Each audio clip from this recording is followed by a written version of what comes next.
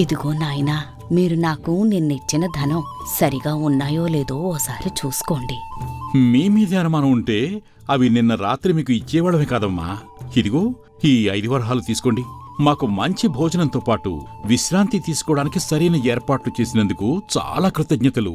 మంచిది నాయనా, క్షేమంగా వెళ్ళి మంచి ఉద్యోగాలు సంపాదించి తిరుగు ప్రయాణంలో ఇక్కడ నా దగ్గరే భోజనం చేసి వెళ్లడం మర్చిపోకండి, సరేనా? ఇప్పుడు నేను చెప్పేది మీరిద్దరూ జాగ్రత్తగానండ్రా. మనం దొంగతనం చేయబోయేది ఈ దేశ రాజుగారి సోదరుడు విజయవర్మ గారింట్లో.